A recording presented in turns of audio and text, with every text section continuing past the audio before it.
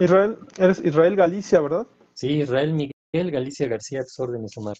Bueno, pues mucho gusto, yo soy Omar Susano y generalmente hacemos estos podcasts, perspectivas psicológicas, con diferentes personas, no necesariamente psicólogos, pero con psicólogos la verdad es que han salido muy buenos programas, ¿no? En este caso, me gustaría a lo mejor, si me lo permites, escuchar un poquito de tu trayectoria. Me platicabas de manera personal, pues que has sido una persona que te han invitado a dar entrevistas, ¿verdad?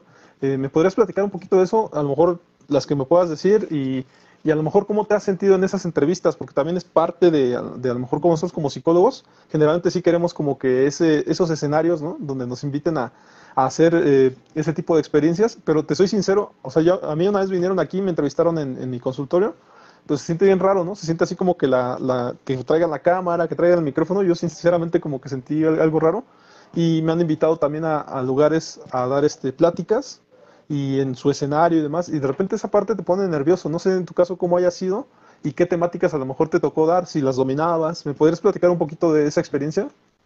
Claro que sí, con gusto, Omar. Mira, normalmente yo solía dar, llevo ya 22 años y ya un poquito más dando lo que es la consulta. Me he dedicado a la psicología clínica. Siempre había sido así presencial, ¿no? Tienes al paciente o a la pareja, a la familia, de repente algunos talleres, pláticas, etcétera, ¿no?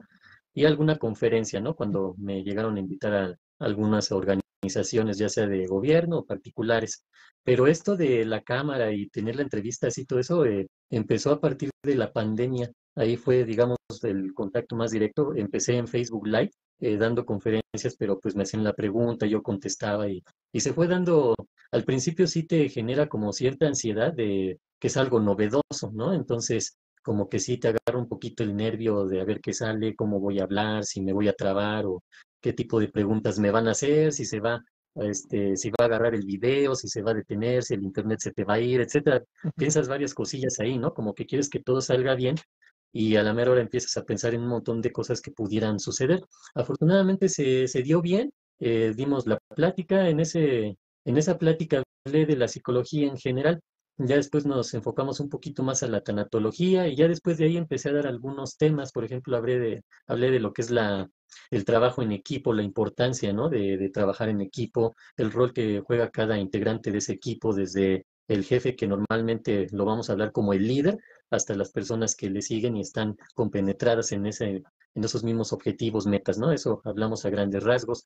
Y de ahí pues ya surgieron varios temas, pero ya de lleno sobre la psicología, ¿no? Lo que era la depresión, el cutting, el sexting, todo eso que también en los adolescentes, los jóvenes se está dando ahorita, ¿no? Las drogas, desde las drogas comunes, las tradicionales, por decirlo así, hasta las nuevas drogas, ¿no? Las drogas Claro. sintéticas y cómo actúan. Todo eso empecé. Y también tuve la oportunidad de que me entrevistara un reportero de la página de Reporte Índigo. Me hizo alguna entrevista, después hicimos otra y así, ¿no? Ya llevamos alguna que otra por ahí. Y digamos que a lo mejor lo más relevante, por decirlo de alguna manera, en el sentido de que tiene más público y más alcance, sería en el momento en el que me entrevistaron en el programa Hoy. Ahí me preguntaron sobre cómo estaba esto de la fatiga pandémica. Hablamos principalmente de ese tema, ¿no? Lo que era la fatiga pandémica cuando ya llevaba un año lo del COVID. Entonces pudimos platicar de eso, los síntomas que se dan, que la gente pues ya está harta de cubrebocas, de echarse alcohol, de la sana distancia, de los protocolos.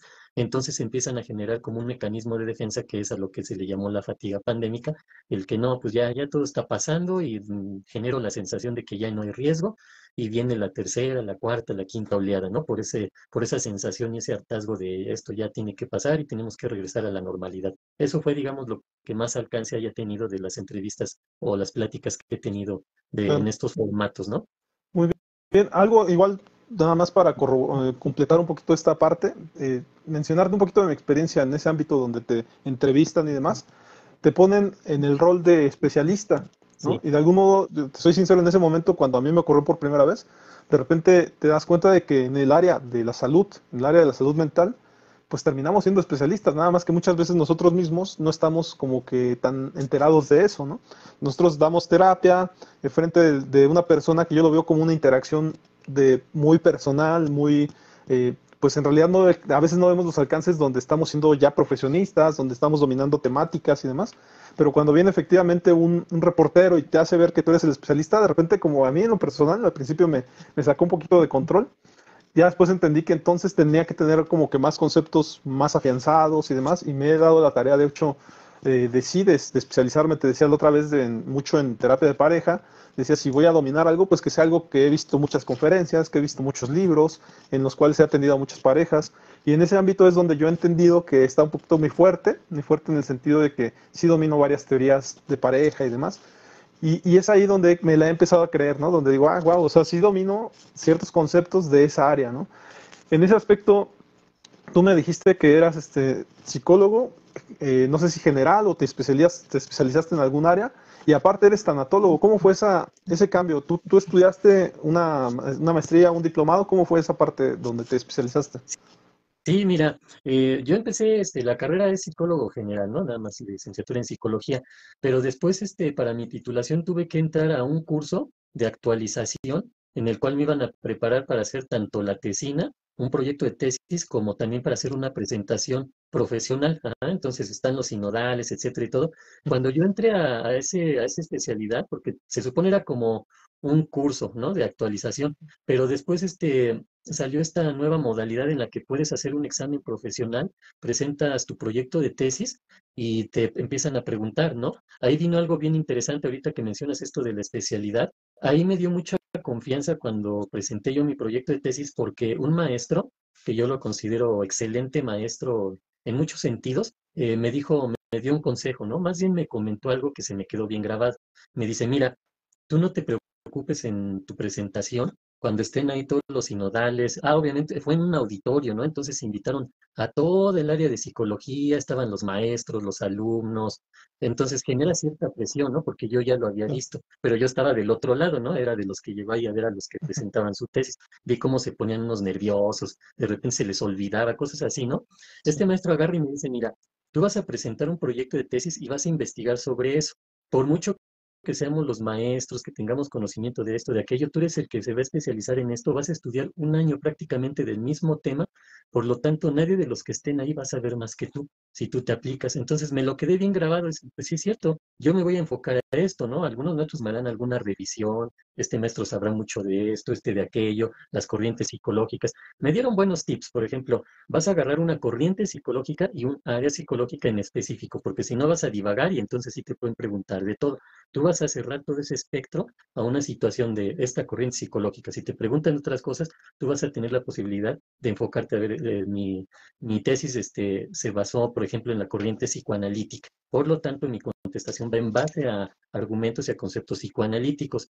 Y mi tesis también tiene que ver en el área de la psicología clínica. Entonces fue como llegué a la especialidad de la psicología clínica. Años después tuve la posibilidad de agarrar la especialidad en tanatología porque se abrió en lo que es el ICENIM. Pude ir a tomar ahí en el ICENIM lo que es la tanatología. Y ahí estudié, empecé a aprender, tuve mis primeros acercamientos, digámoslo así, ya claros y directos y ya muy formales con la corriente cognitivo-conductual.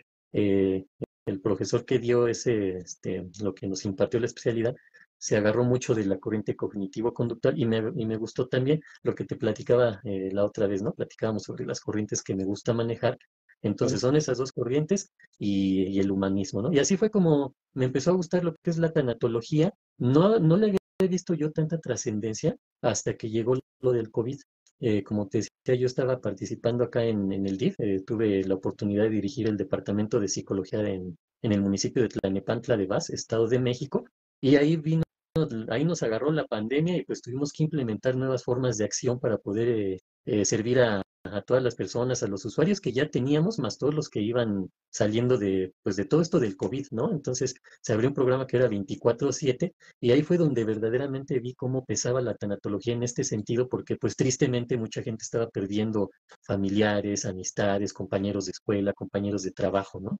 Mi primer Claro. acercamiento fuerte fue en la clínica 72, ahí en Tlalnepantla, que tuve que dar plática a los familiares de los pacientes que estaban con la enfermedad del COVID ahí en esa clínica, ¿no? Entonces fue algo porque te da miedo, ¿no? De que te va a acercar, te puedes contagiar y todo lo que se venía en ese momento.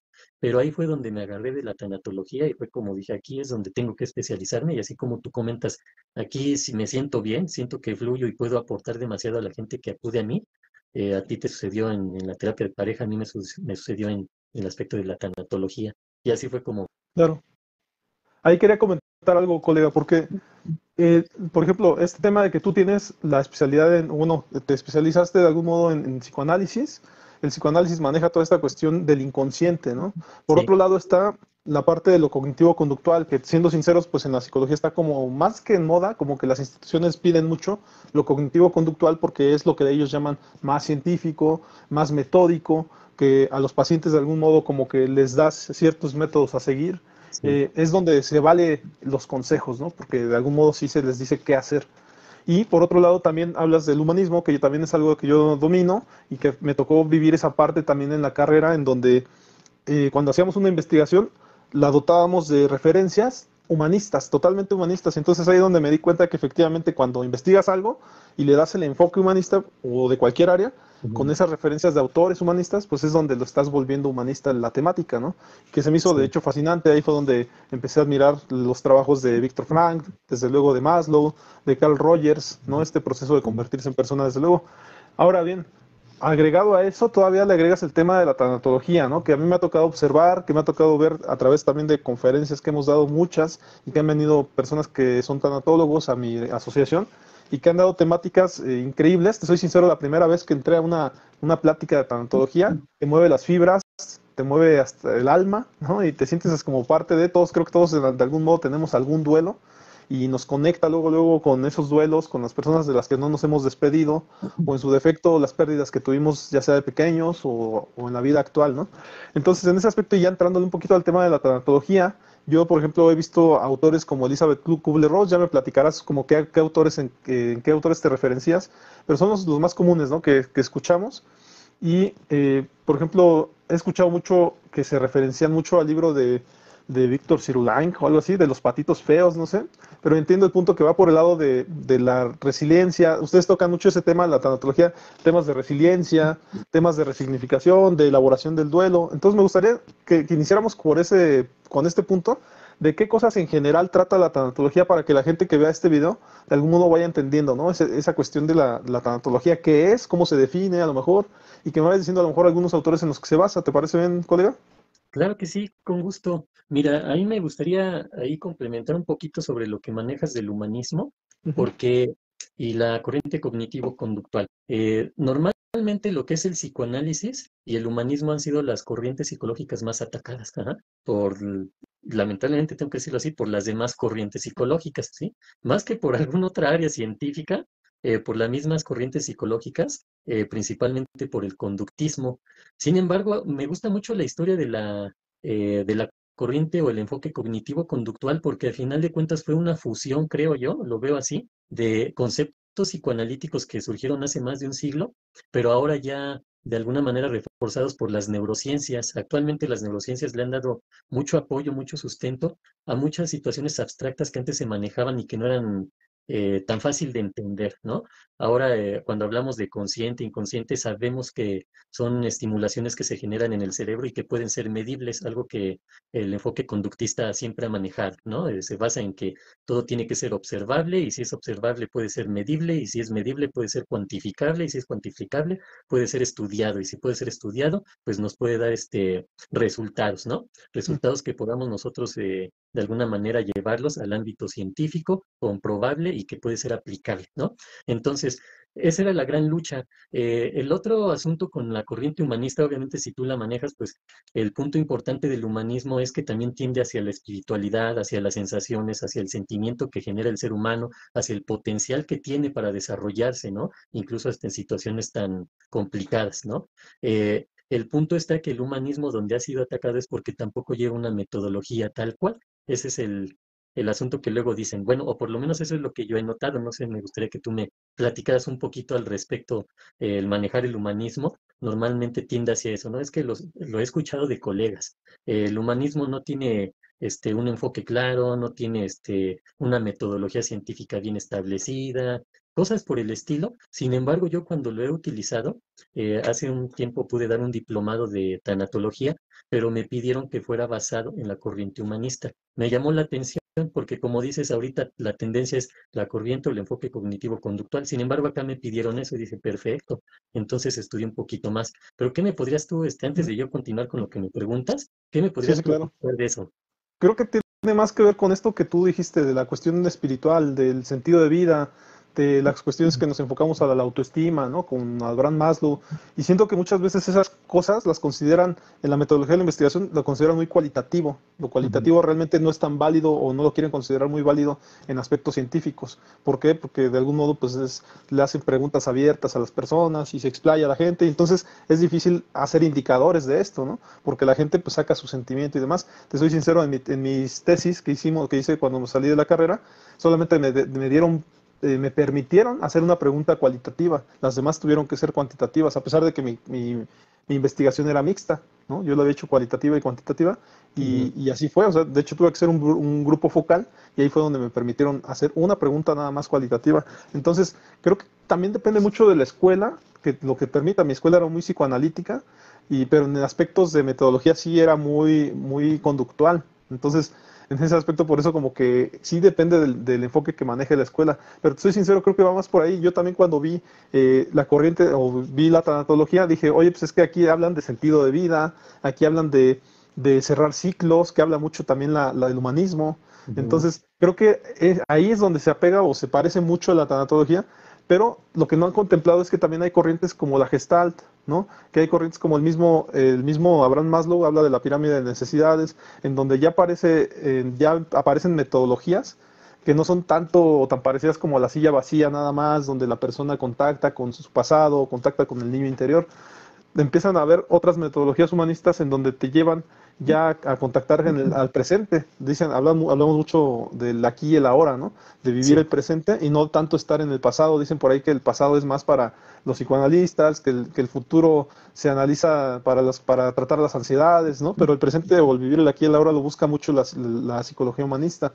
En mi caso particular, yo veo, por ejemplo, muchas cosas de autoconcepto, ¿no? Si la persona está divagando, de repente no entiende mucho de la vida, en el autoconcepto de entenderse qué vino a hacer al mundo, de algún modo de dónde viene y, y qué rumbo quiere tomar su vida. Yo baso mucho, por ejemplo, mis terapias en eso, en que las personas entiendan, eh, te soy sincero, muchas veces hasta este concepto de Karl Marx de la cuestión de sentir de dónde vienen. O sea, si son de clase media, pues que entiendan que vienen de clase media. Si son de clase baja, pues que entiendan que hay, nada más que en cada clase hay ciertas cosas alternativas que te llegan a afectar o a beneficiar. En las clases bajas veo mucho esta cuestión secundaria del resentimiento social. En las clases medias puede haber cierta pedantería, o en las clases altas también puede haber presunción de lo que tienen, y a veces se desconocen a las otras clases. Pero en realidad creo que también el humanismo toma cosas de otras áreas, ¿eh? También se vuelve un poco pragmática en ese aspecto. No es como que estemos cerrados a otras áreas, nada menos en la tanatología. Eh, yo siempre he dicho que hace muchos años ha estado catalogada o lo ven como brujería, ¿no? Ya tú nos platicarás un poquito más en qué se basa, pero la realidad es que a los tiempos actuales, la verdad es que la tanatología está muy permitida en el sentido de poder hablar de cosas que el ser humano dice, ¿no? Y que efectivamente las otras ciencias o las ciencias psicológicas a veces no permiten que digas, nada menos hablar de que si viste un fantasma, Ujú. hablar de Sí. que si tienes sensaciones extrañas o de que te late algo y quieres hacerlo. De repente el humanismo permite hablar de eso, sin embargo se tiene que apegar a otras cosas como para, te soy sincero, el mismo humanismo también a veces acepta que estás teniendo un delirio, y entonces tienes que verificar si la persona está bien de salud primero antes de entrarle al tema, ¿no? Ujú. Pero no sé si he escuchado, ¿verdad? Porque tampoco es que sea un especialista en tanatología, he escuchado que los tanatólogos sí le entran al tema, ¿no? O sea, Sí. si la persona dice ver fantasmas, pues le entran al tema, ¿no? Pero en ese aspecto tú me podrías decir un poco más cómo tratan esas temáticas que las ciencias o los enfoques psicológicos de repente no quieren entrarle al tema, ¿no? Ujú. Sí, de hecho, eh, si nos enfocamos principalmente en lo que es la tanatología, así tal cual se maneja ahora, eh, ya no tiene que ver nada más con la cuestión de la muerte, ¿no? Sino tiene que ver en general con las pérdidas significativas que te puedan generar un trauma o un conflicto emocional, psicológico muy fuerte, ¿no? Entonces, cuando entramos ahí en acción y hacemos el acompañamiento.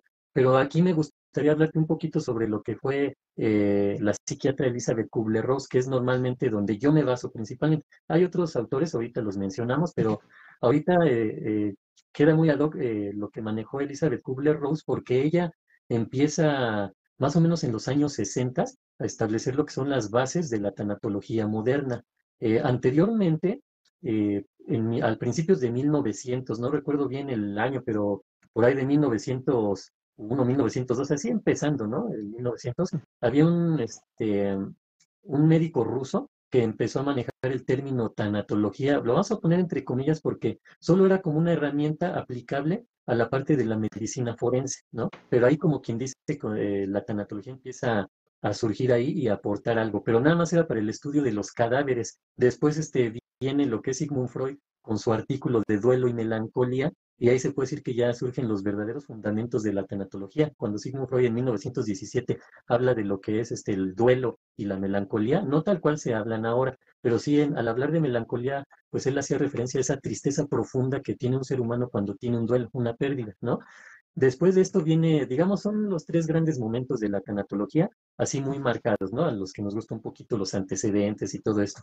Pero viene esta parte interesante de Elizabeth Kubler-Ross, porque ella empezó a darle, digamos, atención a las personas que estaban en fase terminal, todo lo que sentían, todos los aspectos emocionales que vivían y a lo que se tenían que enfrentar, no nada más al dolor. Aquí vamos a entender el dolor como el aspecto físico, ¿no? Que duele, ajá, la enfermedad te genera trastornos, te genera muchas cosas, ¿no? Pero en psicología hablamos también de lo que es el sufrimiento, que es el aspecto psicológico y emocional, ¿no? Hacemos esa como diferenciación entre el dolor, se refiere a lo físico, y el sufrimiento a lo psicológico.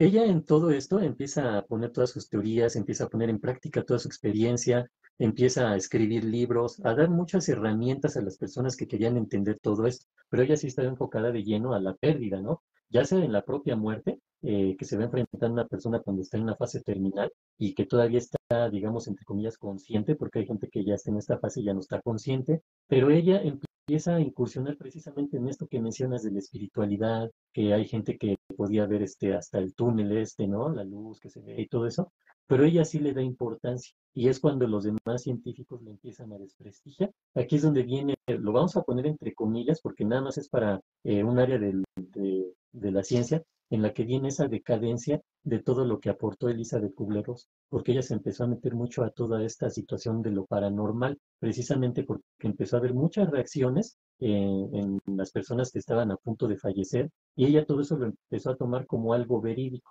ajá. Pero no nada más porque me lo dijo esta persona que estaba muriendo, ya lo creo, no. Ella hizo estudios, se empleó de las herramientas, de experiencia que ya tenía y podía afirmarlo, ¿no? Empezó a dar conferencias sobre esto, sobre las situaciones que vienen más allá de la muerte, y es cuando la comunidad científica pues la empezó a atacar y desprestigiar, ¿no? De hecho, se atrevieron a comentar que ella ya estaba en un proceso de locura, así le dijeron, ¿no? Que ya estaba entrando hasta en psicosis y no sé qué tanta cosa. Pero la realidad es que ella aportó muchísimo a lo que hoy es la tanatología actual, la tanatología moderna. Oye, colega, ahí me llama la atención algo, porque yo sigo mucho, por ejemplo, la cuestión de cómo también a Freud lo catalogaron en un momento como, pues también como alguien ajeno a la ciencia, ¿no? Porque siendo médico se metió en Sí, el ámbito del inconsciente, ¿no? Pero, sí, por ejemplo, también tengo otra referencia cuando Masters y Johnson estuvieron hablando de, de sexualidad, ¿no? Y sí, aparte eran dos cuates que aparte aplicaban la sexualidad entre ellos, que eran colegas, o sea, colaboradores, ¿no? Y entonces la ciencia los empezó a catalogar como que, pues, oye, ¿de qué estás hablando, no? O sea, no me puedes estar hablando de ciencia cuando tú eres juez y parte, ¿no? sí, Entonces, en ese aspecto, yo me he dado cuenta, ¿verdad? A lo mejor es muy atrevido mencionar esto que te voy a decir, pero me he dado cuenta que los grandes avances psicológicos, o sea, de la ciencia psicológica en diferentes ámbitos, ha sido a partir de la gente que se compromete tanto con su enfoque o con el enfoque que están haciendo, que de repente tienden a hacer cosas o experimentos hasta en su persona, ¿no? En el caso de Freud, pues él hablaba mucho tú lo sabes más a lo mejor, pero en ese aspecto del inconsciente, y en su época, como él era médico, pues era algo era algo de locos hablar de un inconsciente, cuando la ciencia solamente hablaba de las cosas que se pueden ver y tocar, ¿no? ujú, Pero ¿cómo es esa parte, no? O sea, yo la verdad siempre me he preguntado, me he cuestionado eso, ¿por qué la ciencia casualmente no permite cosas porque no las cree posibles, pero después con el avance del tiempo son cosas que se retoman y que se ve que sí tuvieron un porqué de existir, ¿no? Como en el caso del inconsciente, en el caso de la tanatología, hablar de cosas espirituales, en el caso de Masters y Johnson, pues hablar de sexualidad, de que medir, ¿no? Ellos hablaban de una meseta, ¿no? la experiencia de tener sexo y cómo iniciaba y después tenía una meseta y luego tenía una bajada, ¿no? Y hoy en día son referencias, pero en su momento se les tomó de a locos, ¿no? ¿Cómo ves esa parte, colega, de esa genialidad, pero también que rayaba en la locura, ¿no? Sí, sí, mira, aquí yo creo que podríamos hablar un poquito sobre lo que ha sido la filosofía, la ciencia y la religión, ¿no? Esas tres grandes estructuras de la historia del ser humano en cuanto al aprendizaje, el conocimiento, la evolución humana. Entonces, cuando hablamos de filosofía y ciencia, como que todavía comparten más, ¿no? Como que no hay tanta discusión ahí, como que puedo ser filósofo y científico al mismo tiempo, no así con la religión. Ahora, cuando nos vamos al aspecto de Sigmund Freud, ya ves que esta primera plática que tuvimos hablamos de que podemos tener la apertura de hablar de cualquier tipo de tema sin ningún tipo de prejuicio, ¿no? Principalmente y estando abiertos a lo que las demás personas piensan y sienten, ¿no? Desde su punto de vista, todo es muy válido. Se puede entrar al debate incluso, etcétera, ¿no? Pero, por ejemplo, en esta parte de Sigmund Freud, él hablaba mucho de la sexualidad también, ¿no? De hecho, su teoría de la estructura de la personalidad se basa en las etapas psicosexuales, ajá, y eso ya, ese solo hecho de mencionar sexualidad, de hecho, él hace un artículo que le llama Tótem y Tabú, y el tabú pues va enfocado, maneja varios términos, varios conceptos, pero va enfocado principalmente a la sexualidad. Él en su momento decía que el ser humano se mueve mucho por este impulso, ¿no? De la sexualidad. Entonces, él le llamaba la libido, ¿no? Así utilizaba ese término. En ese periodo, pues no lo bajaron de degenerado, de depravado y que cómo era posible, ¿no? E incluso malinterpretaron, ¿no? Su teoría, ¿no? De, ay, ¿cómo puede ser posible que alguien se atreva a decir que un niño se va a enamorar de su mamá? ¿Cómo es posible, no? Pero ellos lo asociaban el enamoramiento, el amor, con la sexualidad, no como ahora se maneja, ¿no? La sexualidad en todo un amplio contexto de la palabra, ¿no? Todo lo que refiere a situaciones sentimentales, emocionales, psicológicas, reacciones mentales, cognitivas, el aspecto anímico, las relaciones humanas, todo eso tiene que ver con la sexualidad. Ajá.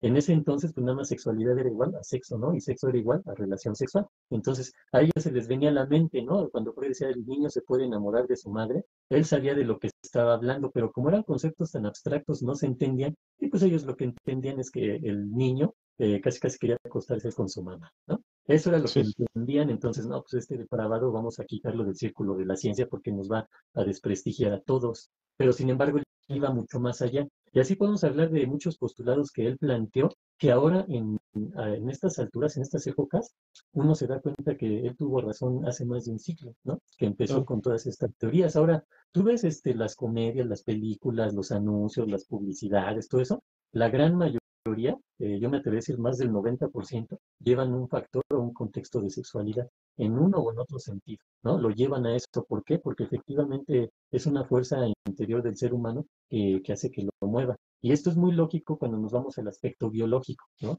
Uno de las, digamos, grandes objetivos del ser humano también es trascender, pero no nada más trascender en base a lo que hizo y ahí se quede en la memoria o en los libros de historia, no, sino también de reproducirse, ¿no? Que es una de las etapas principales del ser humano en el desarrollo biológico. Ajá, nacemos, crecemos, bla, bla, ajá, pero en ese está, nos reproducimos. Ajá, y la reproducción es un factor importante no nada más para el ser humano, sino para cualquier ser viviente. Entonces Freud lo sabía y por eso sabía que la sexualidad era parte fundamental e importante del desarrollo en la estructura de la personalidad del ser humano, ¿no? Por eso Claro. es bien interesante todo esto que mencionas y ahora sí que me mencionas a Freud y yo me puedo extender porque No, he leído mucho, definitivamente ¿no? es un poquito lo que quería que tocaras, porque al final de cuentas yo también ahorita estaba recordando las bases filosóficas, por ejemplo, de la cibernética, de lo que hoy conocemos como computación o Sí, informática. Y por ahí no recuerdo el autor, te soy sincero, pero recientemente escuché que un autor filosófico hace 1000 años había hablado de la cibernética y se retoma 1000 años después y se abre todo este tema de la computación. O sea, así de ese tamaño son las cuestiones que se van ocultando por no comprenderlas. Ajá, y más en su defecto, yo también veía un poquito, la verdad es que lo vi más cuando vi la película de Freud, la serie de Freud que está por ahí en Netflix, y me acuerdo que decían, a él lo catalogaban como una promesa de la medicina, o sea, un joven prodigio, sí, pero en su momento cuando empezó a hablar de sexualidad, efectivamente lo empezaron a catalogar como que, oye, ¿sabes qué? Cambia el tema porque si no, no vas a ser el prodigio que esperamos todos.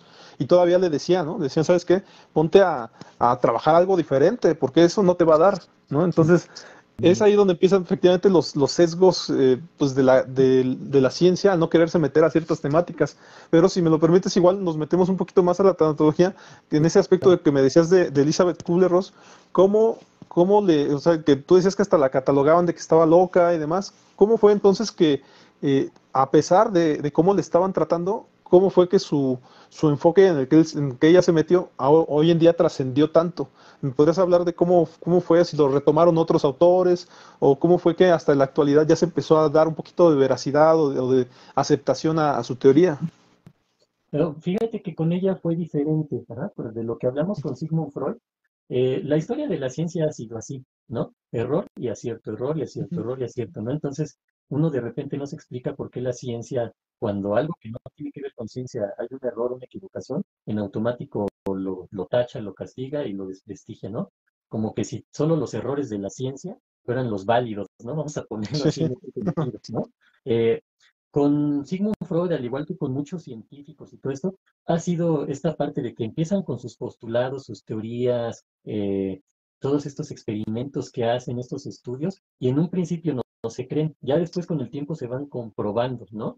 Con Elizabeth Kubler-Ross fue al revés. Ella con lo que empezó parecía que todo era una metodología científica aceptable en la comunidad científica, ¿no? Después de ella empezó a, vamos a ponerlo así, a desprestigiarse ante los ojos de la ciencia con nuevas situaciones que empezó a meter. Por ejemplo, esto de que hay más allá de la muerte y todo eso fue cuando ellos dijeron, no, hasta aquí, ¿no? Pero ella no empezó así, ella empezó más bien siguiendo una metodología científica, hacía apuntes, hacía reportes, llevaba seguimientos, hacía estudios longitudinales, etcétera. Entonces, todo eso le estaba dando un gran prestigio y por eso ahí se fundamenta, vamos a ponerlo así, las corrientes actuales se fundamentan en los principios, vamos a poner, no en los principios así como metodología, sino en las épocas en las que empezó a estudiar Elizabeth Kubler-Ross lo que es la tanatología. Ya después lo que viene lo hacen a un lado. No, no, esto ya no cuenta. ¿Sí? Lo primero que, sus primeros trabajos son los que cuentan, lo después ya no. Ajá. Eso es lo que hacen dentro del círculo de la ciencia, ¿sí? A diferencia de la gran mayoría que empiezan con cosas medio extrañas, abstractas, no se pueden comprobar, y ya con el tiempo se van comprobando, ah, no, pues sí tenía razón.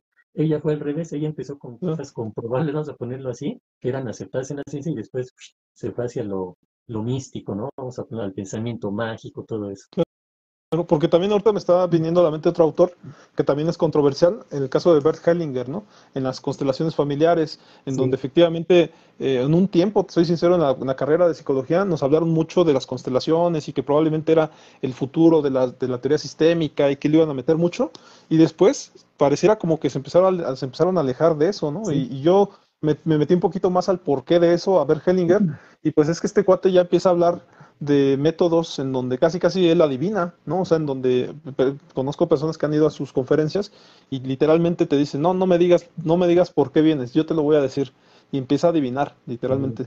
Y por este tipo de metodologías es que a Bert Hellinger se le ha catalogado también como que está fuera de lugar, pero las constelaciones familiares no podemos negar de cómo han beneficiado a la teoría sistémica, ¿no? Y nada menos, creo que hasta en el ámbito tanatológico influyen un tanto, en el sentido de que pues todos tus antepasados, todas las personas que estuvieron detrás de ti, de algún modo tienen una influencia en tu persona, ¿no? En esto que vives actualmente, en tu presente.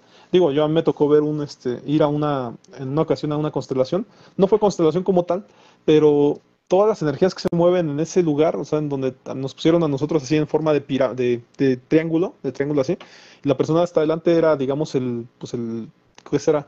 La actualidad, ¿no? Era la persona en el presente, y hacia atrás Mm. empezaban a poner que al papá, que al abuelo, que al bisabuelo, que al tatarabuelo, y nos hablaban de que habían 500 años ahí, en ese presente, claro, o sea, estábamos hablando un poquito de fantasiosamente, porque los de atrás representábamos a los tatarabuelos y demás, pero la energía que se sentía sí era como que las personas que estamos en la actualidad, a veces no tomamos en cuenta todo eso de dónde venimos, ¿no? Y es la parte que yo rescataba, en donde yo decía, oye, sí es cierto, no nos hemos dado cuenta de que no somos nada más el presente, sino también todo lo que quisieron nuestros antepasados, ¿no? Las expectativas que tenían ellos de nuestros papás, antes de nuestros abuelos, y al final de cuentas todas esas cargas, cómo nos terminan influyendo en nuestro presente, porque muchas veces nosotros estamos cumpliendo expectativas que no sabemos de quién son, pero si le indagamos poquito, pues terminan siendo de un tatarabuelo, ¿no? Cosas que quiso alguien en el pasado y que Mm. nosotros estamos terminando de hacer sus tareas, ¿no?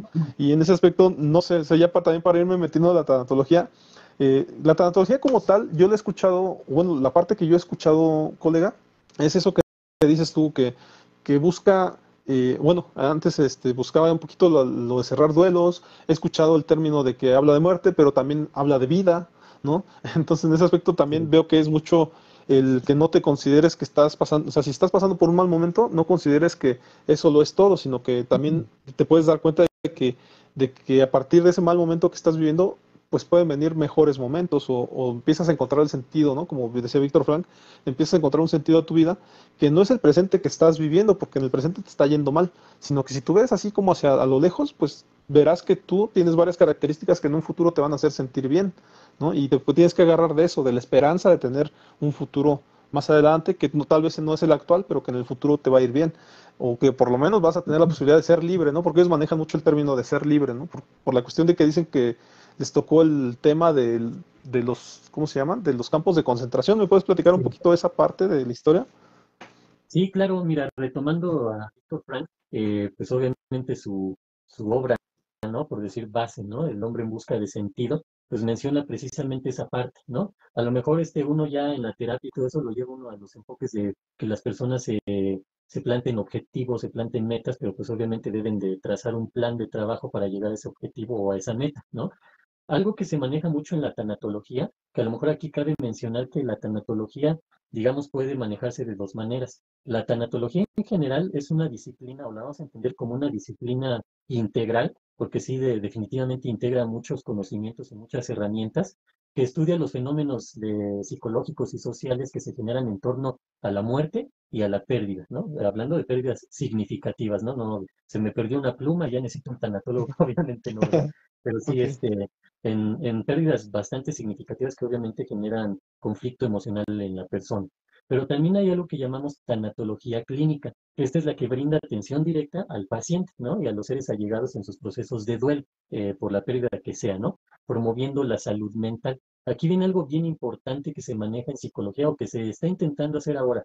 Normalmente cuando hablamos de salud mental, no sé si te has dado cuenta cuando ves una conferencia, una plática, algo así, el tema es salud mental y terminan hablando de puros trastornos mentales, es decir, de lo contrario, ¿no? Y es que está el trastorno esto y hablan de todo menos de la salud mental. En tanatología se hace ese enfoque. Y hay algo bien importante aquí que vamos a manejar, ese concepto tan importante que se le llama trascendencia. Ajá. En tanatología, cuando utilizamos ese concepto de la trascendencia, es decir, hacia dónde vamos a ir, lo que vamos a dejar, lo que podemos hacer hoy en el presente, pero como dices ahorita en el presente, que es tan difícil, tan doloroso, en el que estoy sufriendo, pues como que no tengo buenas expectativas hacia futuro, ¿sí?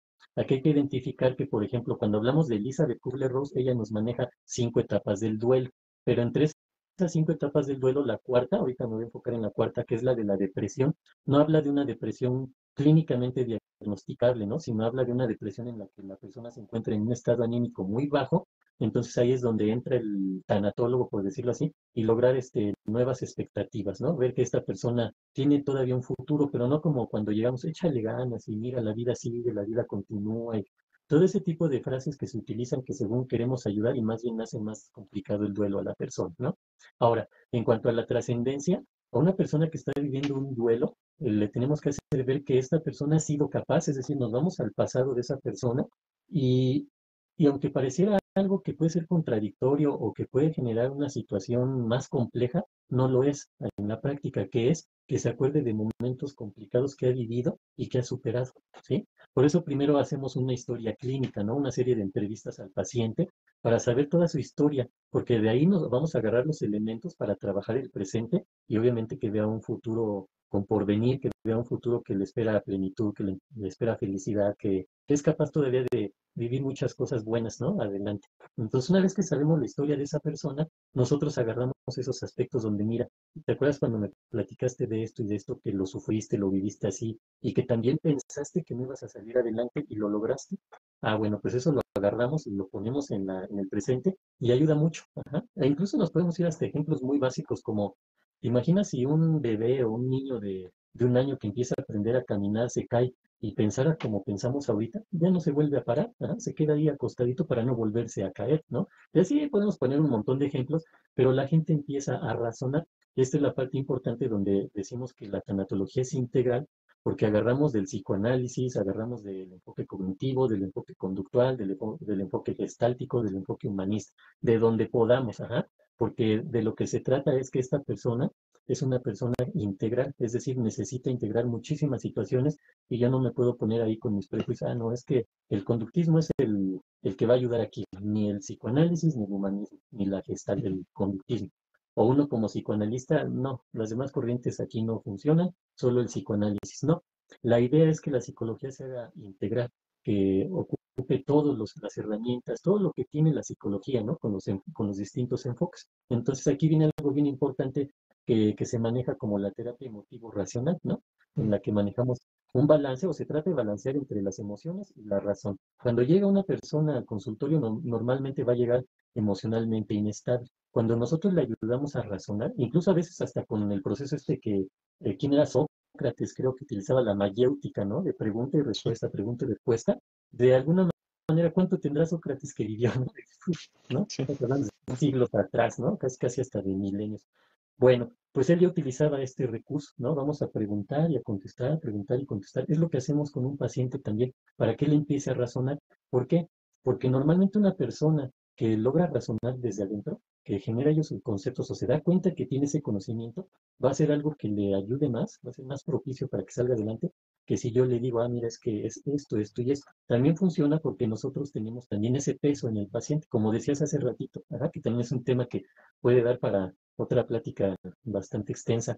¿Cómo influimos en las personas y a veces no nos damos cuenta del peso que tenemos en otras personas, ¿no? Para nosotros lo vamos a manejar así, pero en realidad profesional y éticamente no lo manejamos así, pero así se podría ver, ajá, que es un paciente más, ¿no? Ya mi paciente lo atendí, salió adelante, que bueno, o tengo otros pacientes que atender, pero no, en realidad cuando nosotros hacemos conciencia de lo que generamos en los pacientes, vemos que utilizamos este concepto, trascendemos, ajá, de lo que hemos ayudado a esta persona. A lo mejor yo le di unos conceptos, unas técnicas alternativas, otras que se fue generando el mismo paciente y su vida sigue, al igual que la del psicólogo, ajá, o del tanatólogo, del terapeuta, su vida sigue. Lo mismo que el médico, ¿no? Cuando hace una operación de corazón y salva a una persona, pues la vida del médico sigue, pero la del paciente cambia, ajá, en ese sentido y ve a esta persona como la que le salvó la vida, como la que la rescató emocionalmente, etcétera, ¿no?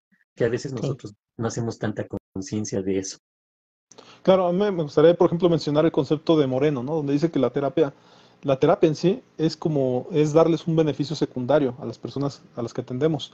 Sin embargo, la psicología, como tú bien lo dices, sí busca esa influencia, ¿no? Esa influencia de algún modo, aunque muchos en psicoanálisis, las diferentes posturas, llegan a lavarse un poquito las manos, ¿no? Y a decir, es que sí influimos, pero mínimamente, ¿no? O yo he escuchado ya el psicoanálisis ya como más lacaniano, donde Ujú. dice, no, no influimos, casi no influimos, por eso ni les hablamos, ¿no? Sí, Pero sí, sí, sinceramente, que ahorita que lo mencionaste, nuestra incidencia dentro de la terapia, y yo siempre me lo cuestiono y me lo pregunto, si tengo que tener un rol activo en el sentido de que sí pretendo que vaya hacia algún lado el paciente, el cliente, nosotros le llamamos clientes, sí, porque de algún modo ellos al estar pagando una terapia, yo sí tengo el concepto de a dónde quiero llevarlo, que es a salir del problema que está viviendo. Y siempre yo me establezco como psicólogo, como profesionista, me establezco un estándar social, que es, ok, ellos están en la parte de abajo porque están tristes. Ajá. Hay un estándar social en medio de un estado de ánimo en donde hay que estar normalizados, y por decir alguna cosa, normalizados en el sentido de una persona equilibrada, ¿no? Una persona equilibrada que no está ni triste, ni tampoco está súper feliz, que es el lado contrario, no está súper feliz y haciendo fiesta ni nada. Y mi misión cuando viene una persona que está triste es llevarla por lo menos al equilibrio.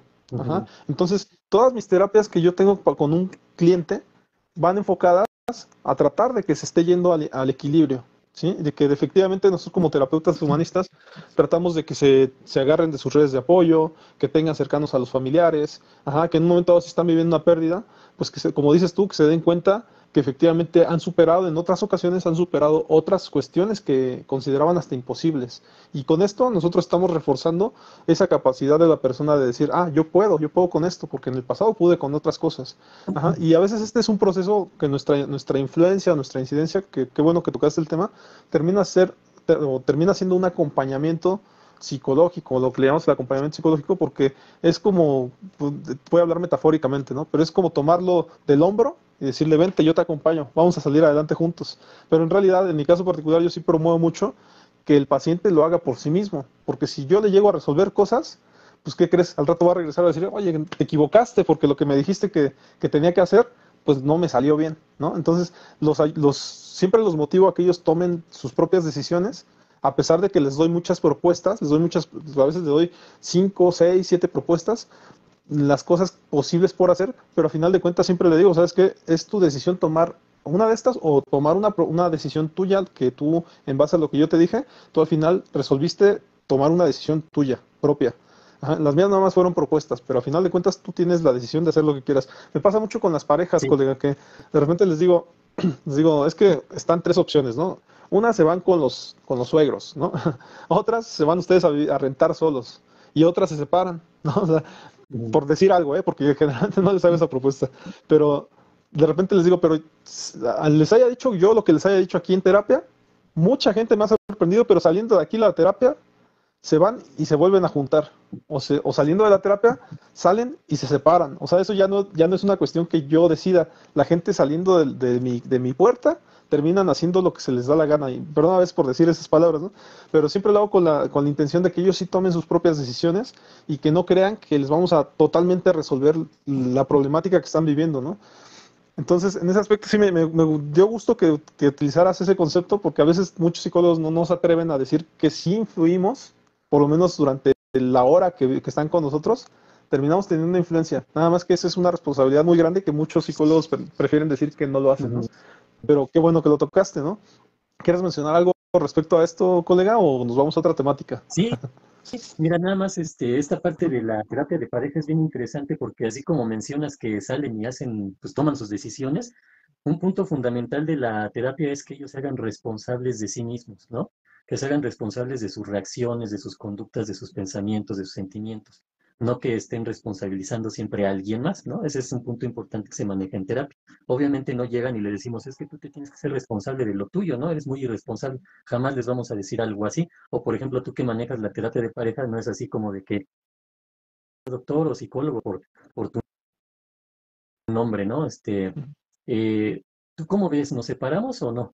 Así como que uno tome esa decisión por ellos, ¿no? Entonces, cuando Claro. viene esta parte que tú mencionas, de a ver, hay estas alternativas, ¿no? Que se separen, que se queden juntos, que se queden con los suegros, que se queden con rentando, que busquen una casa para ustedes si la quieren. Hay varias alternativas, pero al final de cuentas va a ser decisión de ellos. Y esa es la parte Claro. que también tenemos que manejar y promover en el paciente, pero no por estar haciendo responsable al paciente de sus decisiones, de las alternativas que va a tomar, etcétera, uno deja de ser responsable también, ¿no? Así como dices, ¿no? Pues yo aquí, como Poncio Pilatos, me lavo las manos y pues ellos fueron los que tomaron esa decisión. No, uno también tiene la responsabilidad de llevarlos a que tomen las mejores decisiones en base a los pros y los contras que tienen de cada decisión que puedan tomar, ¿no? Porque nada más está esta y esta, ok, eligen esta, bueno, de esta pues salen otras tres más, ajá, ¿cuál van a elegir? Ahora hay estos pros y hay estos contras, de acuerdo a su estilo de vida, su dinámica, a su personalidad, a su forma de ser, a su historia y a un montón de cosas que envuelven todo ese contexto, ¿no? Pero sí es bien Claro. interesante todo esto. Oye, yo quería tocar el tema, si me lo permites, Claro. colega. Tú hace rato que mencionaste el cómo es una sesión terapéutica tanatológica, ¿no?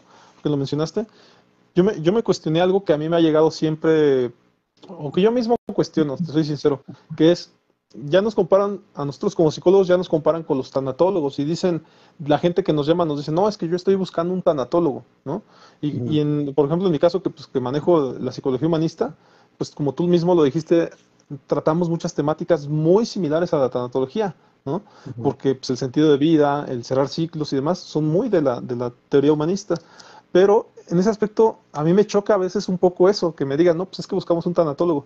Te soy sincero, si en este caso el tanatólogo fueras tú, yo lo super recomendaría, ¿no? Porque aparte tienes toda esta experiencia psicoanalítica, cognitivo-conductual, todo lo que me has dicho de la parte humanista, pero no recomendaría en este caso a muchos tanatólogos que conozco que ni siquiera son psicólogos de base, ¿no? Que pueden ser contadores, administradores y tomaron un diplomado en tanatología y ya por decirlo de algún modo, porque pues tampoco es tanto así, y ya nos andan hasta robando pacientes, ¿no? Como Y nos aparte con la desplazan. cuestión, sí, con la cuestión hasta de falta de ética, ¿no? Porque al final de cuentas no es su carrera base la psicología.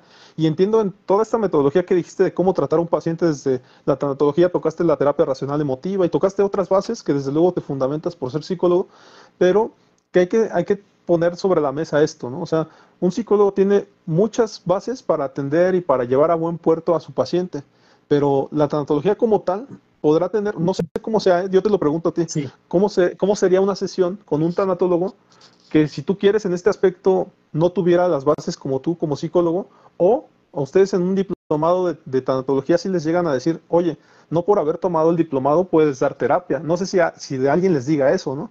O en realidad terminando el diplomado les digan, ¿saben qué? Ya todos pueden abrir su consultorio aunque no sean psicólogos. Yo no sé, yo me cuestiono eso y a veces me lo pregunto, porque nunca tomé un diplomado en tanatología, porque consideraba precisamente, cuando conocí la tanatología, consideraba que muchas de las bases son muy humanistas. ujú. Pero en ese aspecto, yo a lo mejor hasta te pregunto algo, ¿no? O sea, ¿cuál es la diferencia entre la tanatología, tú que también tienes bases humanistas, y el humanismo? Porque si en un dado caso yo en esta plática veo que debo de tomar el curso de tanatología, pues lo tomo, ¿verdad? Porque a lo mejor me hacen falta algunas cosas para entender efectivamente el concepto más de la tanatología. Igual me podrías aclarar a lo mejor algunas dudas con estas preguntas, colega. Sí, claro. Mira, de entrada, un psicólogo, vamos a poner qué es lo que estudia la psicología, ¿no? Vamos al aspecto clínico, que es donde yo me manejo, donde he estado por un poquito más de 20 años, como psicólogo, y después nos vamos a la parte de tanatólogo como 10 años aproximadamente. ¿Qué estudia y qué trata un psicólogo? Estudia el pensamiento, digamos, estas son las bases, ¿no? El pensamiento, los sentimientos, las emociones, las conductas y el comportamiento humano, ¿ok? Esas son las bases de estudio o son, digamos, el material de estudio de la psicología en general. Ahora, dentro de todo eso, cuando hablamos, por ejemplo, de estas 5 conceptos que ahorita acabo de mencionar, nos vamos al punto de las emociones, que normalmente es mi punto de partida. Ajá. Cuando yo veo que una persona llega y ya se siente muy mal, etcétera, siempre trato de aterrizarlo en sus emociones, primero, antes que nada. De hecho, así empiezo también el diplomado de tanatología, salvo en alguna situación que me pusieron las emociones hasta en el quinto, no, en el cuarto módulo, dije, "Ah, caray, como que está medio complicado porque tenemos que, desde mi perspectiva, empezar aquí, ¿no?". Bueno, entonces, como psicólogo te puedo decir, tratamos lo que son pensamientos, sentimientos, emociones, conductas y comportamiento humano, y todo lo que pueda rodear a estos 5 conceptos importantes o fundamentales del estudio de la psicología humana. Ahora, cuando nos vamos al aspecto de la tanatología, nos vamos a cerrar al aspecto de las pérdidas, ¿sí? A lo mejor podríamos decir, bueno, es que normalmente todos los pacientes que llegan es porque están sufriendo un tipo de pérdida, ¿verdad? Desde la pérdida de su salud, pérdida de estabilidad emocional, tan solo con eso, de la pérdida de la estabilidad emocional, pues ya le corresponde entonces a un tanatólogo, pero no, en realidad el tanatólogo, su principal materia o material de trabajo es la pérdida por un ser querido, ajá, por medio de la muerte. Eso es lo principal, y de la salud, ¿no? En el aspecto fisiológico, ajá, es a donde se cierra el aspecto de la tanatología. Cuando va una persona al psicólogo porque perdió el trabajo, también es una pérdida significativa. Sin embargo, ahí más que el tanatólogo se apoye de la psicología, el psicólogo podría apoyarse un poquito de las fases del duelo. Ajá, esa es la, digamos, la diferencia, ¿no? Así como que perdí a un ser querido porque falleció y estoy muy mal y me estoy sintiendo cada vez peor. Entonces sí, lo ideal sería acudir con un tanatólogo, pero también pueden acudir con un psicólogo y el psicólogo los puede sacar adelante, ¿sí? Porque aquí lo que vamos a diferenciar también es los tipos de duelo que hay, ¿sí? Hay un duelo que le decimos el duelo normal. El duelo normal es el que puede tratar una persona sin acudir al psicólogo ni al tanatólogo, ¿no? Sino que va a ir procesando ese duelo, va a ir pasando por sus fases poco a poquito y podrá ir superándolo. Porque la realidad es que la mayoría de la gente no acude al psicólogo ni al tanatólogo. Ajá. Si no acuden al psicólogo, menos al tanatólogo. Entonces, la mayoría de la gente se recupera, ¿sí? Pero dentro de esa parte de que podemos considerar al duelo como normal, hay ciertos rasgos o ciertas características que empiezan a crecer y empiezan a influenciar en las otras áreas de esa persona, y entonces empezamos a hablar del duelo de riesgo. Cuando hay un duelo de riesgo es cuando se sugiere que puedan acudir al psicólogo o al tanatólogo, entendiendo al tanatólogo como el especialista, pero un psicólogo puede tratar también perfectamente el aspecto emocional de esta persona, ¿sí? Cuando ya vamos a la parte del duelo patológico, es decir, ya no es un duelo normal, esto ya duró más de 3 meses, más de 6 meses, y en lugar de ir, van bajando todos esos estados anímicos y se va estableciendo la persona, retoma sus áreas, sus otras áreas, etcétera. En lugar de eso está pasando lo contrario, entonces esta persona se está dirigiendo a un duelo patológico, ¿sí? Y un duelo patológico, sí ya es importante que lo atienda un tanatólogo. A lo mejor el psicólogo general ya no va a poder porque ya no va a tener las herramientas. ¿Por qué? Pues porque el tanatólogo se especializa en los procesos de duelo, el psicólogo en general no, y ese sería a lo mejor el punto clave aquí, el proceso de duelo. Un psicólogo puede tratar el aspecto emocional, pero ya enfocarse de lleno a un proceso de duelo patológico, a lo mejor un psicólogo general ya no lo haría, un tanatólogo sí. Claro, y a lo mejor en ese aspecto sí es donde entraría, pues es que sí, en mi asociación que tengo, colega, sí tuvimos como varias capacitaciones tanatológicas. De hecho, estuvimos colaborando por ahí con una, acá en Morelia hay una institución de una funeraria, la funeraria Santa Cruz, y estuvimos colaborando ahí, efectivamente dando hasta pláticas psicoemocionales, de tanatología y demás, de duelo, de muerte, de cierre de ciclos. Y es donde sí, o sea, tienes razón, en ese aspecto nosotros tuvimos una capacitación del tema tanatológico. Desde luego, sí, un psicólogo general que nunca ha tocado esta temática, pues le costaría mucho trabajo. Y es donde sí entiendo y creo que sí me aclaraste muchas dudas respecto a este tema, ¿no? De que no cualquiera psicólogo lo podría atender. Y ahí también te platico algo y a lo mejor me podrías ayudar porque esta pregunta la tuve desde que estaba haciendo mi servicio social, ¿eh? Porque como yo hice mi servicio social en el hospital infantil de la ciudad de Morelia, y de repente la psicóloga a cargo que yo tenía, pues de repente me dijo un día, ¿sabes qué? Pues te toca dar a ti la noticia de que los niños se murieron porque yo trabajaba en el área de neonatos, ahí estaba en el área de neonatos. Y te soy sincero, en ese momento yo saliendo de la carrera, sí fue así como que yo, ¿por Sí, qué? ¿No? no, Y en no. ese momento, y sin ninguna capacitación precisamente, y efectivamente yo iba a empezar a hacer esas noticias, iba a dar esa noticia, pero yo mismo tenía pues mi propio trauma, ¿no? Porque yo hace años a mí se me había muerto un hermano, ¿no? Un hermano y efectivamente en un hospital. Entonces yo es como que la verdad es que sí le sacateé un poquito y sí le dije, oye, pero pues yo no me considero ni capacitado ni considero ser la persona que tenga que dar esa noticia, ¿no? Entonces ya como que me dijeron un poquito como que no, entonces no, y ya más bien me pusieron a dar pláticas ahí en el hospital. Pero la verdad en ese momento cuando me hicieron esa petición, pues sí, o sea, me di a la tarea como todo profesional de buscar cómo lo tenía que hacer y demás. Años después fue que me llegó estas capacitaciones de tanatología, pero yo te pregunto, ¿no? Si hubiera una forma de dar esa noticia, pues no sé desde la tanatología cómo tendría que ser, ¿no? Y no sé si esa correspondencia nos tocaría a nosotros como psicólogos en un hospital o le toca al médico o a quién le toca, ¿no? Ujú, Porque al final de ujú. cuentas pues, yo he visto y la manera fría en que lo han dado y he escuchado muchas veces decir esa frase, ¿no? De pues se murió el paciente o cosas así. Y la verdad es que también haciendo muy frío, ¿no? Pero si nos vamos ahí a mover un poquito los hilos de las profesiones, pues pareciera que el psicólogo sí es a una persona que le pudiera tocar dar esa noticia, más si ya está sin interconsulta, ¿no? Pero no sé, te cedo la palabra para ver quién tendría que dar esa noticia, colega. Sí, bueno, mira, tú definitivamente en ese entonces no debías de haberla dado, porque hay algo bien importante en la ética profesional, que también reconozcamos, y esto es importantísimo, que debemos reconocer nuestros límites, ¿sí? Cuando reconocemos nuestros límites, obviamente pareciera que podemos dejar a la persona ahí a la deriva, pero no, a lo mejor aquí por con tal de entrar en una situación, qué bueno que tú hiciste esa observación, ¿no? A la persona que te pidió eso, así como yo no creo ser esa persona, ajá. Sería incuestionable, ¿no? ¿Por qué te dijo a ti? ¿Por qué no lo dio esta persona, ¿no? Para empezar, pero bueno, ya son otros temas. El punto está aquí, vamos a partir de esto. Como profesionales debemos de tener una ética y dentro de la ética manejamos las limitantes que llegamos a tener, porque si no, entonces vamos a caer en el lado de la soberbia y cuando un profesional se vuelve soberbio, está destinado a fracasar tarde o temprano, ¿verdad? Más temprano que tarde. ¿Por qué? Porque esa soberbia pues va a nublar y voy a creer que soy capaz de manejarlo todo. Y como psicólogos que somos, también tenemos nuestros puntos emocionales frágiles y debemos de tenerlos bien detectados para que si llega una persona con ese tipo de situación, podemos decir, no, yo ahorita no soy la persona capacitada para poder atender a este paciente o en tu caso a este cliente, ¿no?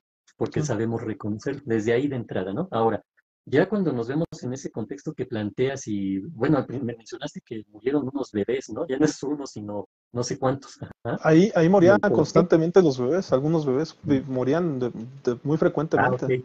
Sí, Ujú. yo como que entendí que era una situación así como de que murieron ahí varios bebés al mismo tiempo. Dije, ay, caray, está fuerte, ¿no?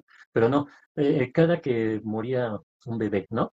De entrada, el médico es el que puede diagnosticar cuál va a ser. Sabemos que como profesionales de la salud tenemos lo que es el diagnóstico, lo que es el pronóstico y lo que es el tratamiento, ¿no? Son esos tres conceptos básicos para trabajar con un paciente. Entonces, cuando un médico ve que este bebé tiene pocas posibilidades de vida, ahí es cuando entra en acción ya sea el psicólogo o el tanatólogo. Ajá. A lo mejor no vamos a diferenciar, no, aquí el tanatólogo es el que es el especialista. No, también un psicólogo puede manejar las emociones, ¿sí? Entonces, si se prevé un final difícil o como diríamos en el ámbito clínico, un pronóstico desfavorable, entonces debemos empezar a trabajar esa parte, ¿sí? Es como decimos a lo mejor en el comercio, a lo mejor aplica un poquito, ¿no? Entendiendo las diferencias. Ajá. Eh, yo sé que esto a lo mejor no lo voy a vender, entonces empiezo a planear con otros lados donde moverme para poderlo distribuir o cosas por el estilo, ¿no? En el ámbito comercial, ¿no? Pero aquí en el ámbito de la psicología, de las emociones, de cómo va a tomarlo esa persona, debemos de tomarnos a la tarea de conocer a los familiares o a los papás de ese bebé. Ajá. No es nada más como de estar checando ahí al bebé y el bebé y el bebé.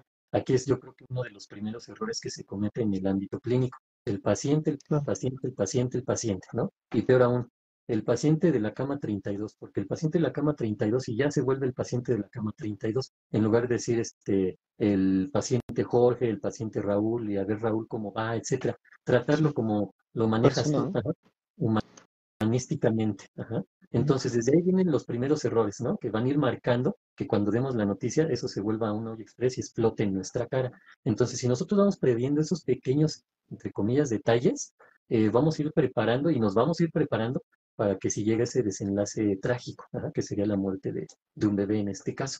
Ahora, cuando nosotros vamos conociendo a los papás de ese bebé, al conocerlos vamos a saber en qué momento podemos darles la noticia. ¿Sí? Porque no nada más es del bebé, y de repente, ahí están los papás, diles. Ajá. Llegamos y no sabemos si no han comido, o sea, ya llevan ahí un día sin dormir, y cosas así que van a generar que se desencadene una serie de síntomas y signos en esa persona y el shock de haber perdido a su bebé. Ujú. Todo eso se tiene que contemplar. Entonces, al mismo tiempo que se hace lo necesario para que este bebé pueda salir adelante, también se contempla cómo están los pacientes, los familiares, ¿no? En este caso, los papás del bebé, y poderles pedir, mire, vaya a descansar, aquí nosotros estamos en tratamiento con su bebé, etcétera, ¿no? Generar que ellos estén lo mejor posible dentro de la situación, en la manera de lo posible, ajá. Todo eso. Ahora, Claro. llegando al punto en el que fallece el bebé, pues entenderíamos que ya hubo una preparación para que estas personas empiecen a asimilar la posibilidad de que su hijo puede morir,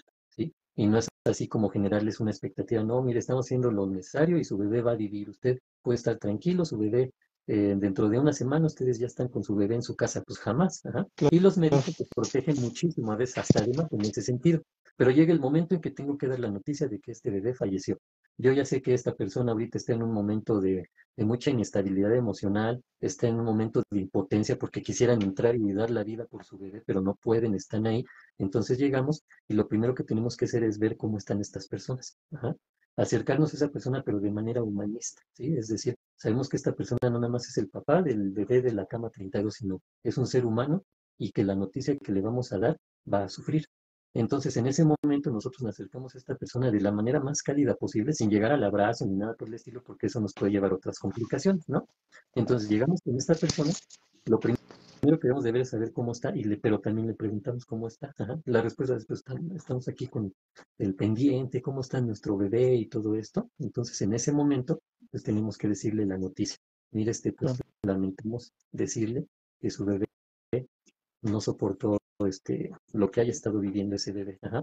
Pero no utilizamos, si te digas, no utilizamos la palabra muerte, ¿sí? Pareciera que es un detalle ahí de utilizar o no una palabra, pero eso hace gran diferencia. De entrada no utilizamos la palabra muerte. Ajá. Entonces esta persona no recibe el trancazo así directo. ¿Por qué? Porque sabemos que esta persona lo primero que va a hacer es negar la realidad. No, no, ajá. De mil maneras, ¿no? Cada quien a su manera, pero no lo van a aceptar en el momento, ¿sí? Entonces, si nosotros utilizamos la palabra su bebé murió, su bebé acaba de fallecer, entonces todavía es más grande la situación. Pareciera que no, pero aquí nos agarramos de lo que es la programación neurolingüística. Por eso te digo, es tan importante esa parte integral de agarrarnos de todo. Entonces, en la programación neurolingüística sabemos que el lenguaje influye demasiado en lo que pensamos. Y lo que pensamos influye demasiado en lo que interpretamos, y lo que interpretamos influye en nuestra reacción emocional. Entonces, si nosotros quitamos o descartamos la palabra muerte o fallecer o algo así, de entrada, ya, ya no provocamos el shock que puede generar esa palabra, ese concepto que tenemos de muerte. Ajá. Entonces, pareciera que no, pero eso reduce significativamente el sufrimiento, ¿no? Entonces, de todas maneras va a haber esa respuesta de, no, mi bebé, no, ¿por qué? Y quiero entrar a verlo, ¿y dónde está? O quienes se van a leer, ustedes lo mataron, no lo atendieron, me lo tuvieron ahí horas, un montón de cosas que se pudieron haber previsto. Ajá. Entonces, no es cómo lo digo en el momento, sino es todo lo que voy a trabajar antes de, por si se da esa situación, y cuando se da la situación, saber que más que palabras utilizar, más bien qué palabras no utilizar. Ajá. Oye, Eso colega, ahí te quería hacer notar también la parte que a mí me tocó vivir ya posterior, ¿no? O sea, claro, ya teniendo la experiencia de haber estado 6 meses en este hospital, que a mí me tocó hacer mi servicio social. Y como a mí me tocaba dar las pláticas, las que te digo, después entendí que esas pláticas pudieran ser precisamente preventivas. Y sí, efectivamente las temáticas que se tocaban ahí eran precisamente de sensibilización. Nada menos, a mí me tocó un caso de un hijo de unos papás que tenía síndrome de Down. Entonces nosotros tocamos la temática del síndrome de Down en las pláticas.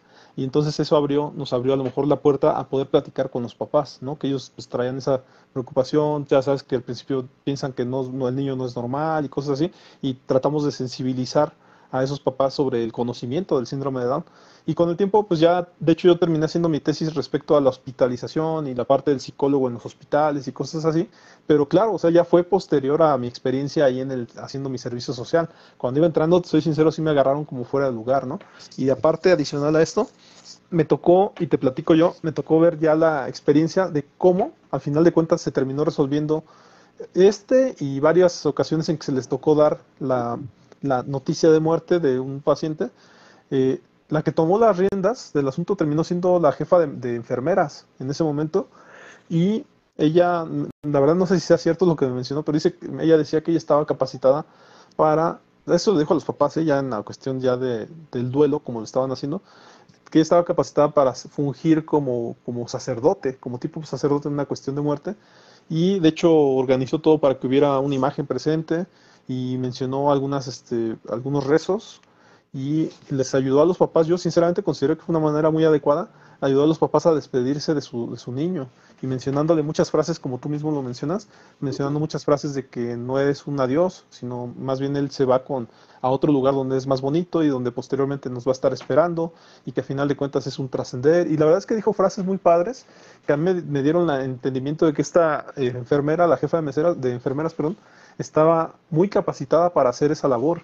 Entonces, de ahí fue que me tocó ir conociendo. Desde luego, esto que mencionaste tú también de ir conociendo a los papás y demás. Después fue nuestra labor como psicólogos, donde efectivamente no llegando, sino más bien ya durante el proceso de estar en el servicio social, pues mi labor era eso, estar cercano a los papás que estaban afuera, efectivamente esperando al niño, y era tener ese acercamiento, ir y platicar con ellos de cualquier cosa, pero en su momento también hablar de emociones, ¿no? Y efectivamente diariamente ir y tener ese acercamiento, y a veces nada más era estar ahí cercano, y ya después ellos mismos nos preguntaban cosas o demás, ¿no?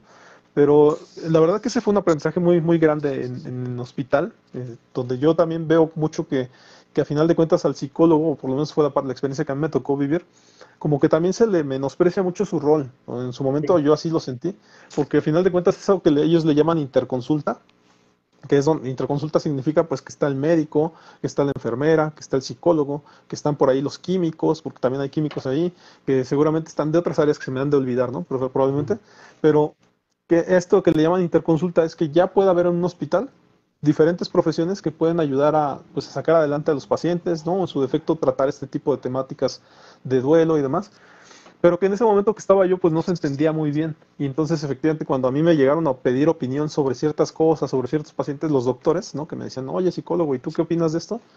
Y yo tuve la mala fortuna por ahí de que me llamaba, o sea, yo contestaba, afortunadamente, contestaba, pero después me llamó mi encargada, ¿no? La que era psicóloga a cargo, me llamó, me dijo, hey, ven para acá.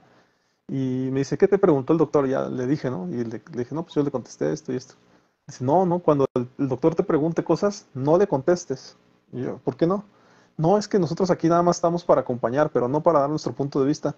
Y ahí me llamó mucho la atención, porque efectivamente eso que le llaman interconsulta, pues se trataba de nosotros aportando nuestro conocimiento, ¿no? Entonces también entiendo que a lo mejor era nuevo, porque a mí me tocó hacer esta labor en 2009. Entonces, pues yo creo que el psicólogo apenas iba llegando a los hospitales, ¿no? De hecho, creo que mi tesis fue una de las primeras aquí en Morelia que tocaron esa temática del psicólogo en la terapia, ¿no? Entonces, pues sí entiendo el punto, ¿no? De cómo se va metiendo una ciencia o las diferentes áreas, la psicología a diferentes áreas, ¿no? Así ocurrió en la psicología del deporte, la psicología en diferentes otras áreas, ¿no? Como en su defecto, la tanatología también fue paso a paso su inmersión en el mundo hasta psicológico, ¿no? O en la vida cotidiana. Oye, colega, me parece como que creo que por ahí ya tenemos algo de tiempo aquí platicando. Sí, Voy a tratar de darle un poquito del cierre, pero igual quisiera cerrar a lo mejor con algo más, con alguna temática. Y pues más bien ahí te voy a ceder un poquito la palabra, pero me gustaría que a lo mejor tú me dijeras respecto a la tanatología, tú que la conoces un poco más desde adentro, cosas que a lo mejor tú quisieras que la gente conociera o supiera acerca de la tanatología, pues para que no se vayan con esas creencias, ¿no? Erróneas de qué es la tanatología o contra qué cosas compite o pelea la tanatología, porque a veces se etiquetan o se mal etiqueta a alguna ciencia. ¿Qué me podrías decir respecto a esto? La tanatología, a final de cuentas, creo que tú que la ejerces, de algún modo viene a ser algo benéfico, ¿no? Para la sociedad. Pero ¿qué has sí. escuchado a lo mejor que hablan o que dicen de la tanatología o con qué te has enfrentado, ¿no? ¿Con qué contras te has enfrentado? ¿Y qué le podrías decir a la gente para que creyera más en la tanatología? Sí, bueno, primero desmitificar que la tanatología es una pseudociencia o solo es una disciplina que de apoyo para la medicina o cosas por el estilo, ¿no? Porque esto que mencionaste es bien cierto. Normalmente en un hospital debería de haber un equipo interdisciplinario que cada uno se dedique a lo que tiene que hacer, pero sin embargo, normalmente el que cobra fuerza o la figura que cobra fuerza ahí es el médico, ¿sí? Y el médico es el que puede decir, determinar, hacer y deshacer, ¿no? Y todos los demás están ahí como subalternos. Esa es la realidad, ajá, cuando no debería de ser. De hecho, yo siempre he dicho, cuando uno tiene experiencias complicadas en el hospital, uno con quien más convive no es con el médico de entrada, es con la enfermera, con el enfermero, son los que siempre están ahí, ¿no? Entonces uno dice, pues yo lo que aquí viví, pues es más con la enfermera y el enfermero que venían siempre a checarme, a revisarme, no con el médico, ajá. Que el médico juega un papel importantísimo definitivamente, porque es el especialista en la enfermedad que uno esté ahí padeciendo, ¿no? Entonces, de entrada sería eso, que un equipo interdisciplinario fuera a la par, entre todos los colaboradores ahí, desde el psicólogo hasta el médico, la enfermera, el químico, la nutrióloga, etcétera. Todos tienen un papel importante, porque nos podemos ir a lo más básico del ser humano en el aspecto fisiológico, los sistemas que nos comprenden, de los que estamos formados, ¿no? Sistema respiratorio, sistema neurológico, sistema digestivo, sistema circulatorio, sistema óseo, ¿no? Cada sistema tiene su función y su razón de ser, ¿sí? Sin este sistema, los otros no podrían trabajar. Y es lo mismo que deberían de entenderse en un hospital o en un equipo interdisciplinario, pero principalmente la figura del médico. Debería de entender que hay otros compañeros de trabajo a la altura y que también van a jugar un papel fundamental. No es yo y los demás que van a aportar su granito de arena. No, es todos en conjunto, que es lo que se habla, por ejemplo, en esta conferencia que di del trabajo en equipo, la importancia que se le debe dar a que todos tienen una función importante y que van a tener sus responsabilidades en torno a, en este caso, a un paciente, ¿no? Ahora, con respecto a la tanatología, yo creo que la tanatología, si la vemos así a grandes rasgos, pues nos brinda, pues digamos que nuevas perspectivas, ¿no? Y posibilidades de experimentar un adecuado proceso de duelo, porque aquí la palabra, a lo mejor, o digamos el concepto que más se relaciona a la tanatología es el proceso de duelo, ¿sí? Y a través de este, pues vamos a obtener herramientas con las cuales podamos expresar, afrontar y superar el dolor o el sufrimiento principalmente ocasionado por las emociones, los pensamientos y los sentimientos. ¿Por qué? Porque cuando vamos a hablar de un paciente que esté en un hospital, ¿no? Donde a lo mejor encontramos la parte más difícil, ¿no? De afrontar, ya están falleciendo, ya está por fallecer una persona, ¿no? Entonces ahí vamos a hablar, acuérdate, de dolor y de sufrimiento. Nosotros como tanatólogos o como psicólogos que también pueden desarrollarlo perfectamente, vamos a enfocarnos al sufrimiento y el médico, la enfermera se van a enfocar al dolor. ¿Ah? Cada uno a nuestra área, ¿sí? Nosotros vamos a trabajar el sufrimiento de esta persona y el por qué está sufriendo, ¿sí? Obviamente entenderíamos pues por qué va a morir, ¿no? Porque ya lleva meses así con un cáncer o X enfermedad, ¿no? O porque no lo han venido a visitar. Todo ese contexto que rodea al paciente es el que nosotros nos encargamos de entender. Y en base a entender todo ese contexto que rodea a ese paciente, podemos aportarle algo. Ajá, y vamos a generar, por ejemplo, hay personas que cuando ya están yéndose, se van con una pena y un sufrimiento de que no dejaron algo, ¿no? Desde una cuestión material, ay, no tuve ni una casita que dejarle a mis hijos, no tuve que, sienten que se van sin hacer algo importante en su vida. Entonces le decimos, mire usted, vamos a platicar un poquito de su historia y verá que ha hecho cosas muy importantes, que son trascendentes para sus seres queridos, para su familia, etcétera, ¿no? Y si no lo convencemos de eso, pues ¿qué le parece si de aquí a que llegue ese momento lo hace? ¿Qué es lo que va a hacer? Ah, bueno, pues si nunca pidió disculpa a esta persona que le generó, usted me está diciendo tanto daño, ahora lo va a hacer, ¿no? Y hay un montón de cosas, ¿no? Pero depende de todo el contexto y la persona con la que estemos trabajando. Pero en general eso sería lo que nos brinda la tanatología, ¿no? Esa posibilidad de experimentar un adecuado proceso de duelo, a grandes rasgos. Oye, colega, igual no me gustaría dejar pasar la oportunidad, ahora que tengo un especialista en tanatología, de que nos menciones a lo mejor desde tu experiencia y demás, alguna serie, algún libro que recomiendes para que pues la gente, digamos, se meta o se empiece a involucrar un poquito al mundo de la tanatología.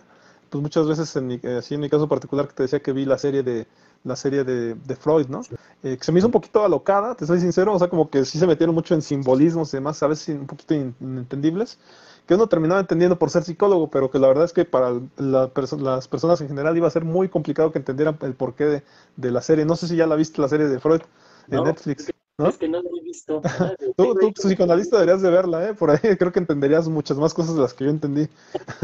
Pero no sé si alguna serie que consideres o película que consideres que a lo mejor les podría ayudar a la gente a conocer un poco más de tanatología. Sí, mira, yo siempre recomiendo que empecemos por lo que son los libros.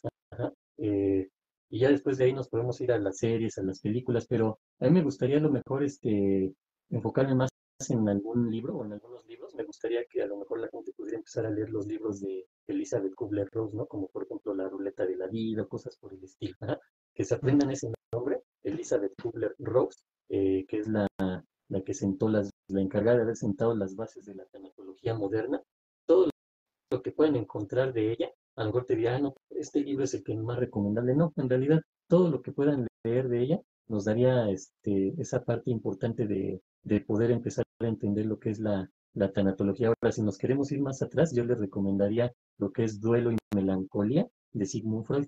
Ajá, donde empezó esa parte, ajá, que lean ese artículo de Sigmund Freud que se llama Duelo y Melancolía, y de ahí nos podemos ir a cualquier libro de Elizabeth Kubler-Ross. Ahora, eso es para conocer la tanatología, ¿no? Entrar en ella y todo esto, ¿no? Porque Sigmund Freud, pues, hablaba en general, pero se enfocaba en el aspecto psicoanalítico. Bueno, él estaba empezando a desarrollar lo que ahora conocemos como psicoanálisis.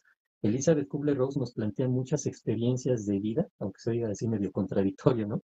En este aspecto, en este mundo de la muerte, pues ella nos habló de experiencias de vida, ¿no? De lo que ella trabajaba con sus pacientes, lo que notaba en ellos, esos sentimientos, esas emociones. Sin embargo, si estoy viviendo un proceso de duelo y aparte de tener la necesidad de acudir con un psicólogo o en este caso con un tanatólogo, podríamos leer algún otro libro, ¿ah? Que ya sea aquí en este libro voy a encontrar algo que me pueda ayudar, ¿no? Entonces, ese tipo de libros ayudan tanto para ir entendiendo la tanatología como para agarrarnos o soportarnos en ellos como un acompañamiento nada más. No, ese libro no me va a solucionar mi proceso de duelo para nada. Eso lo puedo trabajar en terapia. Ajá, es definitivamente un libro, una serie, una película, información en internet, no van a ser como suplentes de un terapeuta. No puede pasar eso, no es Claro, como decir, "Ay, pues yo vi ahí en internet que se enfermó esto, pues me voy a tomar este medicamento yo en lugar de ir al médico, ¿no? No puede, claro.